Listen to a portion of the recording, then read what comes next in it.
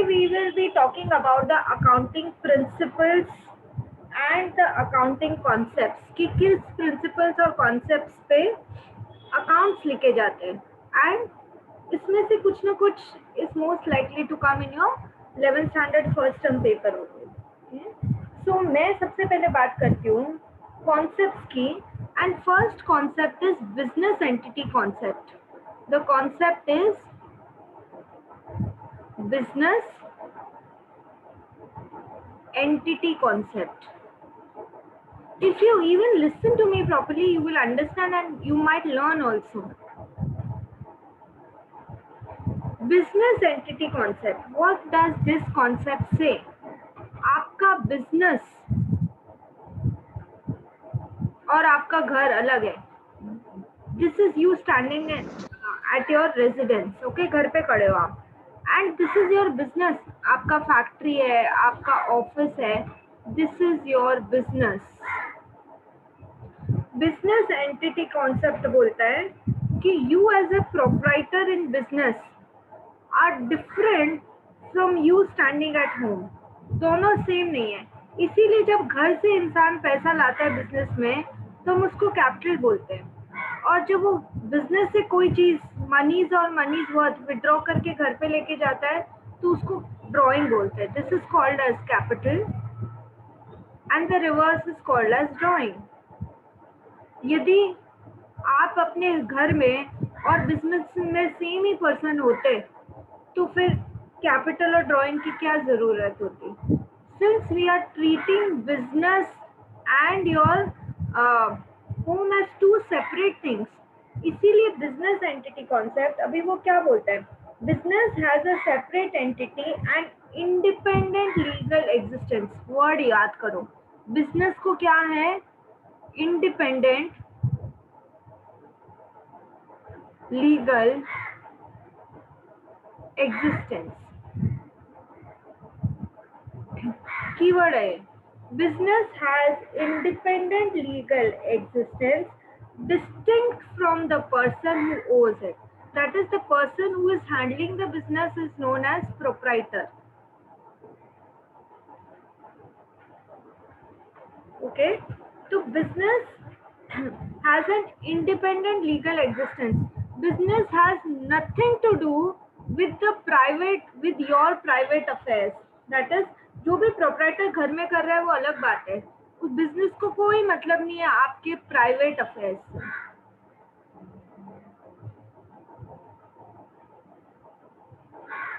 This is called as business entity concept. That a business has a separate independent legal existence other than the owner. ठीक है, and the owner of the business is known as proprietor. Now, second concept which I am talking about is money measurement concept. ध्यान से सुनना तो समझ भी आएगा, learn भी होगा.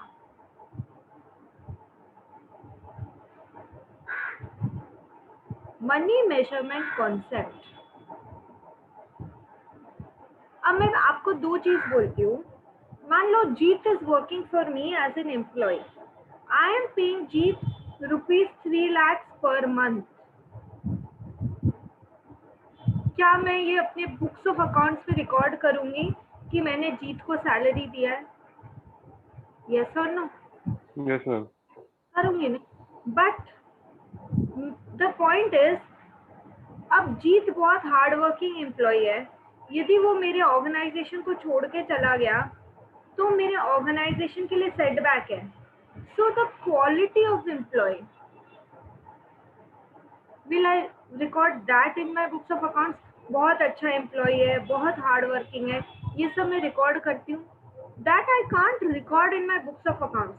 So one is quantitative concept, the other one is qualitative concept. तो जो भी मैं मॉनेटरी टर्म्स में रिकॉर्ड कर सकती हूँ कि मैं जीत मेरे काम करता है, मैं उसको इतना सैलरी देती हूँ, that I will record in my books of accounts. But he is very hard working. उसके हार्डवर्क को मैं मॉनेटरी टर्म्स में कैसे लिख कर आऊँ? यदि वो कल चला गया तो मेरी ऑर्गेनाइजेशन को सेटबैक होगा. ये मैं कैसे नंबर्स में कैसे लिखूं बुक्स ऑफ अकाउंट्स में? I can't right it. So money measurement concept क्या बोलता है? In the books of accounts, accountant records only those transactions which are financial in nature and capable of being expressed in monetary terms. So हम हमारे books of accounts में कौन से transactions record करते हैं? Transactions which are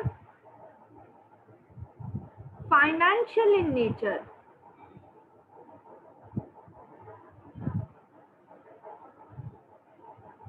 Transactions which are financial in nature and capable of being expressed in monetary terms. Transactions which are capable of being expressed in monetary terms.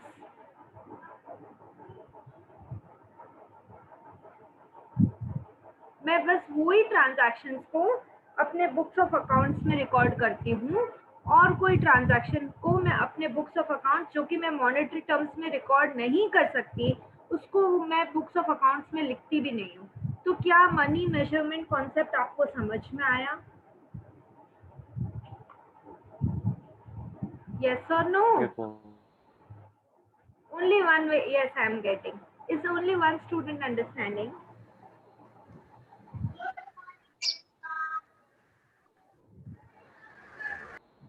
Children, if you're not understanding, you're supposed to ask. Miss, एक बार वापस से समझा दो. I will. Okay. Next is cost concept. According to this accounting concept, an asset of the business is recorded in the books at the price paid to acquire it. मान लो कोई car है, वो मैंने 10 लाख की कार खरीदी है. What is the price I paid to acquire it? Is 10 lakhs. So I will record it in my books of accounts at 10 lakhs because 10 lakhs is the price paid to acquire the assets.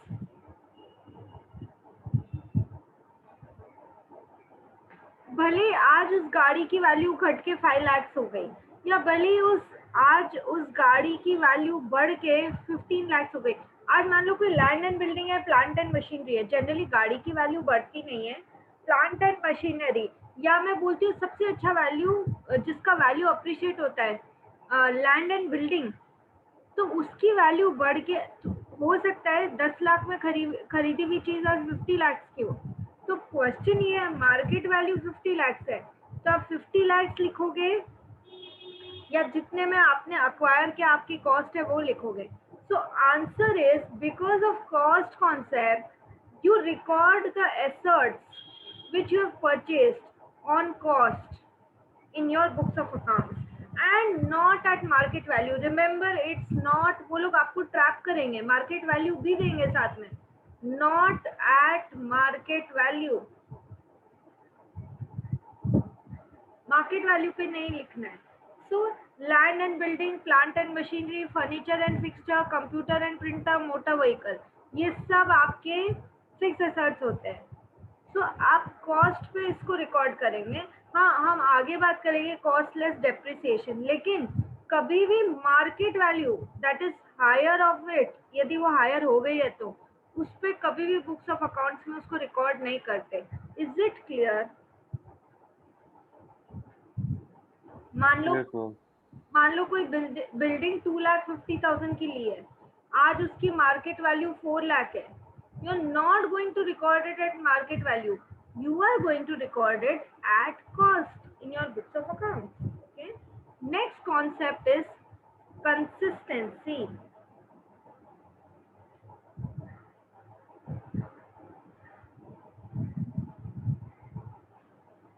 आज consistency word सबको पता है.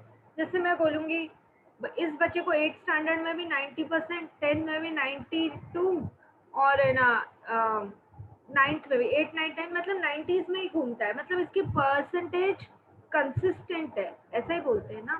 तो consistency concept में क्या होता है, देखो अलग अलग वेज हो सकते हैं बुक्स ऑफ अकाउंट्स को लिखने के लिए, अलग अलग मेथड्स हो सकते हैं. जैसे मैं आपको एक एग्जांपल देती हूँ, सुनो. यदि आपको चीजें समझ में आती तो लर्निंग इज इजी, आप you don't have to do that rote learning कि वर्ड्स को फिर रट रहे हो, तो समझने की कोशिश करनी चाहिए अकाउंट्स में। मान लो मेरे पास एक 10,000 वैल्यू का फर्नीचर है। अब मैं दो मेथड से इस पे डेप्रिसिएशन लगा सकती हूँ, दैट इज WDV मेथड और स्ट्रेट लाइन मेथड। दोनों से मैं डेप्रिसिएशन लगा सकती हूँ, अलाउड है। तो पॉइंट इज, यदि मैं स्ट्रेट लाइन मेथड @10% से डेप्रिसिएशन लगाती हूँ, तो देखो कैसे डेप्रिसिएशन लगेगा। ईयर 1 में 10,000 का 10% 1,000, ये लेस करो तो 9,000 बचता है। अब क्योंकि स्ट्रेट लाइन मेथड है, मुझे हर साल सेम ही रेट से 10,000 पे, दैट इज बेस वैल्यू पे डेप्रिसिएशन लगाते जाना है। तो ईयर 2 में 10,000 का 10% 1,000 डेप्रिसिएशन लगाना है। ईयर 3 में 10,000 का 10% 1,000 डेप्रिसिएशन लगाना है। तो ईयर 3 के एंड में वो एसेट की वैल्यू 7,000 हो जाएगी। ये तो मैं बात कर रही हूँ स्ट्रेट लाइन मेथड की। अब दूसरा मेथड होता है रिटन डाउन वैल्यू मेथड या डिमिनिशिंग वैल्यू मेथड। इससे भी डेप्रिसिएशन लगाया जा सकता है। तो इससे कैसे लगाएंगे? मान लो 10,000 का एसेट है, वही है, बट WDV @10% है।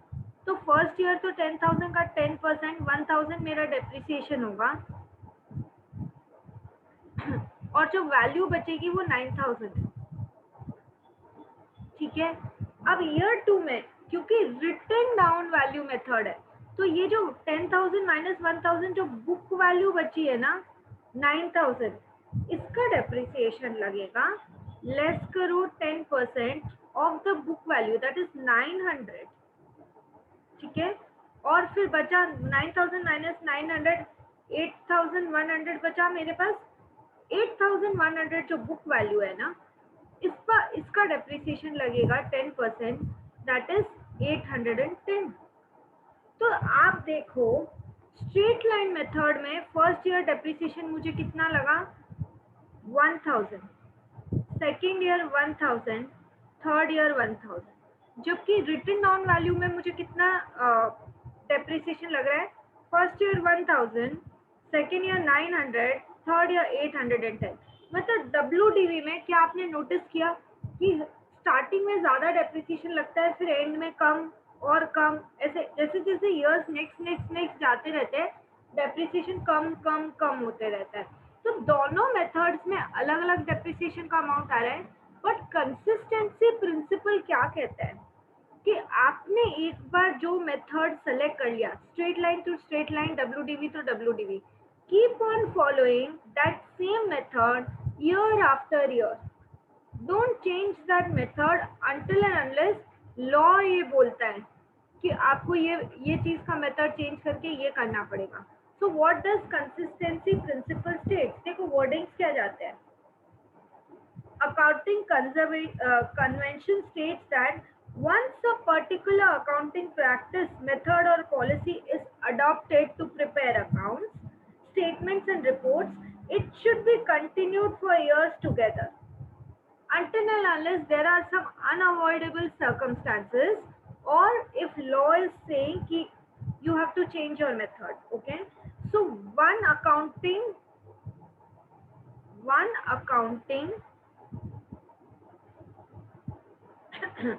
practice या one accounting method or policy adopted, one accounting method or policy adopted to prepare accounts should be continued for years.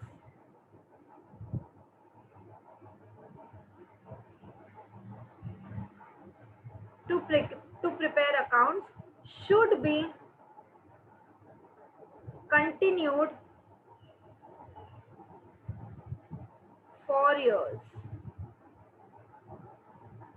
One accounting method or policy adopted to prepare accounts should be continued for years until and unless the law suggests या कोई circumstances unavoidable हो गए कि आपको change करना पड़ेगा, तो ही आप change करेंगे।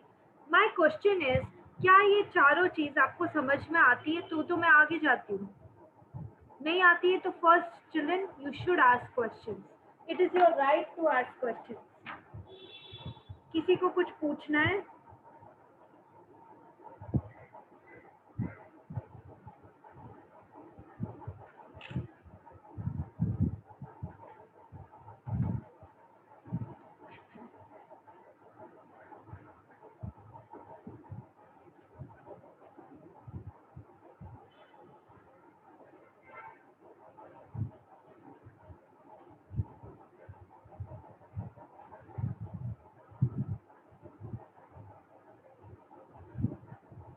Okay, so I will go further.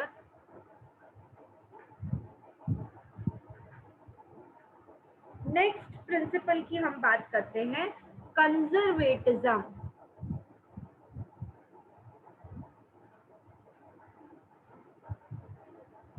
What is conservatism? What will a man of ordinary prudence do? मान लो पहले देखो समझ लेंगे, लेकिन सिचुएशन समझो कि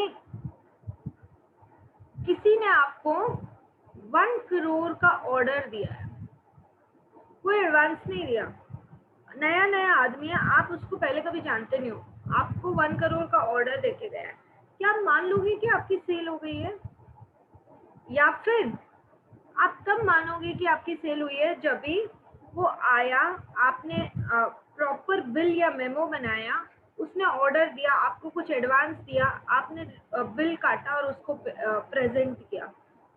a man of ordinary prudence कब सेल को रिकॉग्नाइज करेगा, ये आप मुझे बताओ. When the legal title of goods passes from the seller to the buyer. So I got the answer that legal title जब पास हो जाएगा सेलर से बायर को, तब हम मानेंगे कि सेल हुई. उससे पहले हम हमारी बुक्स ऑफ अकाउंट्स में नहीं लिखते हैं कि सेल हुई. कंजर्वेटिज्म प्रिंसिपल क्या कहता है कि मान लो फ्यूचर में कोई लॉस होने वाला है, आज आप इतने साल से बिजनेस कर रहे हो, यू कैन एंटिसिपेट दैट कि मेरा तो चलो यदि मैं 100 रुपीज की सेल्स करता हूँ तो मेरा 5 रुपये तो डूबता ही है, दैट इज 5% तो मेरा बैड डेट्स होता ही है. तो हम बैड डेट्स के लिए प्रोविजन बनाएंगे, that is we will anticipate all future losses. लेकिन जब तक गेन नहीं है, जब तक सच में मुझे श्योरिटी नहीं हो जाए कि यहाँ पर मेरा गेन होने वाला है, तब तक मैं उसको बुक्स ऑफ अकाउंट्स में नहीं लिखती हूँ. दैट इज लॉस होने वाला है, उसका तुरंत प्रोविजन बनाओ. आपको भले अमाउंट नहीं पता, एक अंदाज वाले परसेंटेज से प्रोविजन बना लो, लेकिन जब तक फुल श्योरिटी नहीं है कि ये मनी से आपको इनकम हो गई, तब तक उसको बुक्स ऑफ अकाउंट्स में मत लिख दो कि ये मेरी इनकम हो गई है. व्हाट डज कंजर्वेटिज्म प्रिंसिपल से? It is also called as, ये भी आता है एग्जाम में, it is also called as principle of prudence. Principle of prudence. So according to this concept, anticipate, I hope you all are writing with me because otherwise children you will forget. Anticipate losses. Anticipate all possible losses. And जो भी profits है उसको जब तक सच में आपको ये नहीं हो गया भरोसा कि ये पक्का मुझे मिलने वाले, तब तक उसको रिकॉर्ड मत करो. So what does it say? All possible or anticipated losses must be taken into consideration, while unrealized prospective or anticipated profit should be ignored. तो ये जो भी है ना losses है, it should be taken into consideration.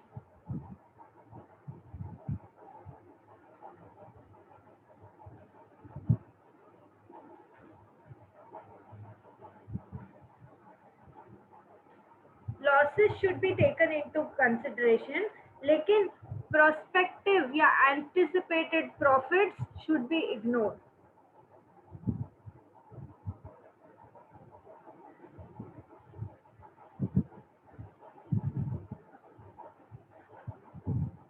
जब तक surety नहीं हो जाए कि ये प्रॉफिट मेरा है, तब तक बुक्स ऑफ अकाउंट्स में नहीं लिखोगे. This is conservatism principal of prudence भी बोलते हैं उसको, ठीक है। जैसे मैं आपको एक और एग्जांपल देती हूँ, इसी के इस इसी के कारण भी हम बोलते हैं मेरा स्टॉक भले ही 80,000 का है, लेकिन मैं उस स्टॉक और मार्केट में बिकेगा वो 86,000 बेयर मिनिमम में, मुझे पता है इससे ज्यादा का ही बिकने वाला है, बट तो भी मैं मेरी बुक्स में क्लोजिंग स्टॉक को कॉस्ट पे, that is whichever is lower, इन दोनों में से लोअर पे लिखती हूँ। मैं उसको 86 मार्केट वैल्यू पे नहीं लिखती, बिकॉज ऑफ कंजर्वेटिज्म या प्रिंसिपल ऑफ प्रूडेंस, बिकॉज मैं प्रोस्पेक्टिव प्रॉफिट्स को रिकॉर्ड नहीं करूंगी, इग्नोर करूंगी। जब सच में वो स्टॉक बिक जाएगा तब मैं लिखूंगी उसको बुक्स ऑफ अकाउंट्स में, उससे पहले नहीं। Okay, next, going concern concept, a very very important one, even from the point of view of exam. Going concern concept. What does going concern concept states? क्या बोलता है यार, यदि मैं आज एक बिजनेस स्टार्ट कर रही हूँ, मैं ये सोच के नहीं कर रही हूँ अरे अगले साल बंद हो जाएगा तो बंद कर दूंगी, ऐसा नहीं सोच रही हूँ। My point is the business will go on for unforeseeable future, ठीक है। The business will go on for unforeseeable future, there is no intention to close down the business in near future. Going concern concept में मैं क्या लिखूंगी, there is no intention to close down the business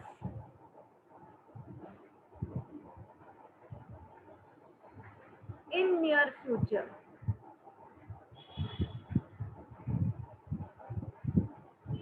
There is no intention to close down the business in near future. मतलब मैं क्या सोच रही हूँ, the business will go on for unforeseeable period, लंबे समय तक, infinite period तक मेरा business चलेगा। तो हम ये, this concept is also called as, they can ask you the other name also, continuity concept,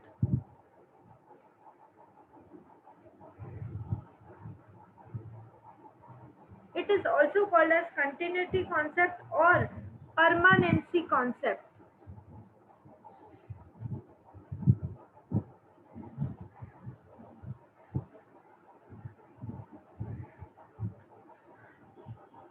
That is, the business will continue for a long time, it has continuity of life, there is no intention to close down the business in near future. This is called as going concern concept. कोई business ऐसे ऐसे सोच के नहीं खोलता है अरे ठीक है आगे बंद कर दूंगा, अरे हम इसको छोटे से बड़ा और बड़ा लंबे समय तक चलाने के इंटेंशन से बिजनेस स्टार्ट करते हैं, that is going concern concept.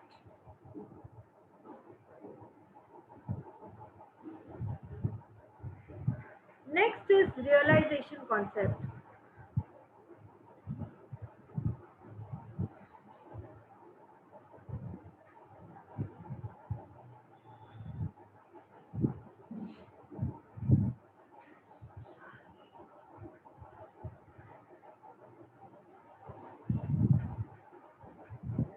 देखो हम कब मानते कि सेल हो गई, when the title of the goods passes from the seller to the buyer, that time हम सेल मानते हैं। जब बिल बनाया, टाइटल को ट्रांसफर किया, उस समय हम मानते हैं कि सेल हो गई, मेरा सामान बिक गया, और भले अब आगे की पार्टी को ने थोड़ा पैसा दिया, थोड़ा देना बाकी है, तो भी मैं मेरे बुक्स ऑफ अकाउंट्स में सेल को रिकॉग्नाइज कर लूंगी। तो realisation concept states that when the title मतलब किसकी ओनरशिप है उस गुड्स पे, when the title of the when the title be or possession be, title and possession, when the title and possession of goods is passed from the seller to the buyer,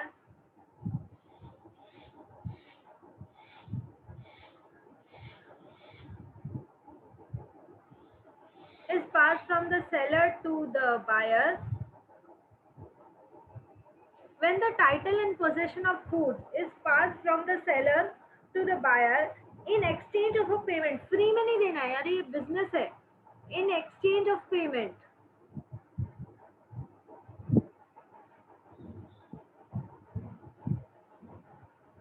When the title and possession of goods is passed from the seller to the buyer in exchange of payment, उस समय we say कि हाँ cell हो गई.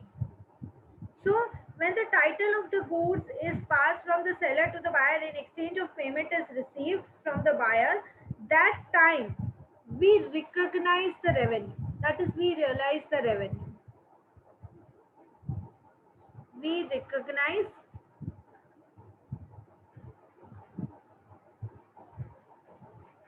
the sales made. We recognize the sales made. ठीक है.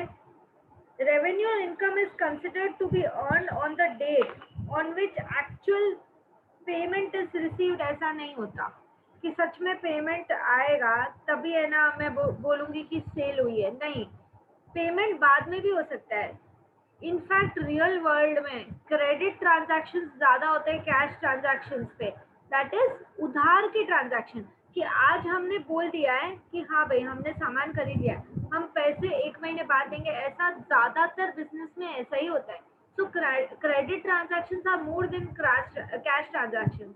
But title transfer हो गया इसका मतलब सेल हो गई, पैसे बाद में मिल सकते हैं. That is realisation concept. Okay, now I am talking about dual aspect concept. ये आप लोगों को आता होगा. डुअल किसको बोल रहे हैं यहाँ पर? Dual aspect. Double entry system. हर ट्रांजैक्शन के दो पहलू होते हैं. One is debit and the other is credit. मतलब यदि आई एम सेलिंग गुड्स तो आई एम रिसीविंग मनी. यदि I am buying goods, so I am paying money. यदि I am buying furniture, I get furniture, I pay. यदि I am paying salary, तो एक side salary एक side पैसा गया है. और उधार का भी ट्रांजैक्शन हो सकता है. Salary due to Ram, so I am not paid. तो सैलरी है लेकिन राम का नाम आ जाएगा जब तक मैं कैश उसको पेमेंट नहीं करूँ. हर ट्रांजैक्शन के दो एस्पेक्ट होते हैं, debit and credit. That is giving and taking. ठीक है ना. ट्रांजैक्शन ही कैसे होगा? यदि डुअल एस्पेक्ट नहीं होगा तो ट्रांजैक्शन होगा कैसे? ठीक है. दो एस्पेक्ट क्या हो सकते हैं?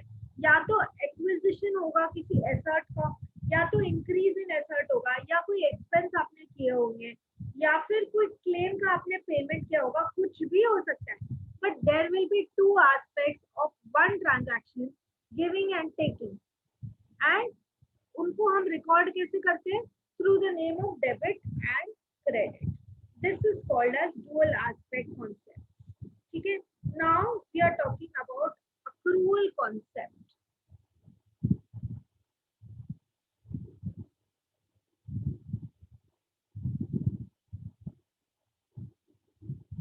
Accrual concept.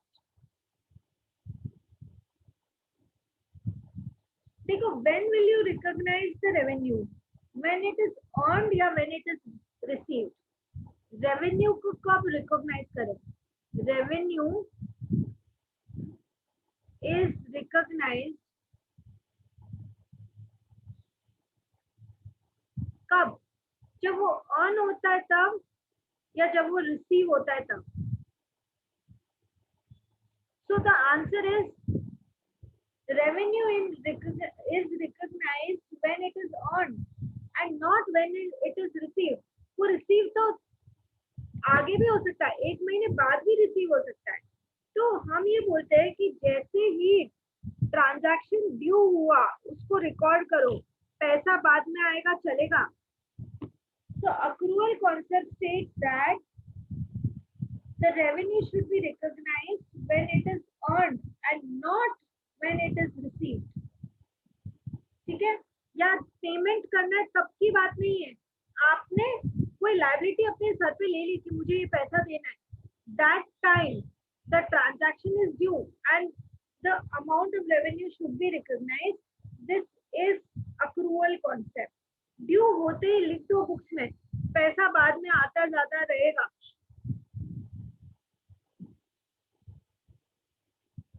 Okay, now the one more concept is disclosure.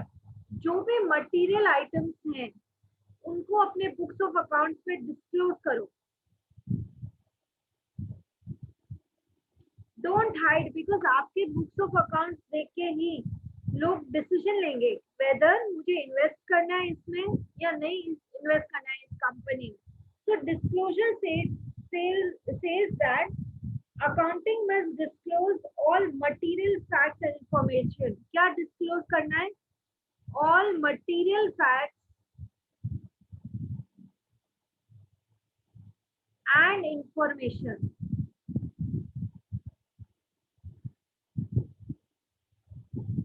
मतलब ऑनेस्टली करना है, free from bias. Free from bias मतलब मेरे अकाउंट से इसलिए मैं गलत भी बता दूंगी, ऐसा नहीं होता. Free from bias and it should be honestly projected. That is disclose all the material items because कई लोग आपके बुक्स ऑफ अकाउंट देख के कई डिसीजंस लेंगे.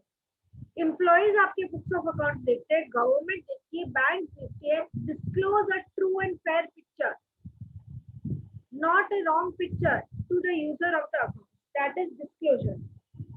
Then one is materiality concept. Whatever is relevant, वो सब लिखो बुक्स में.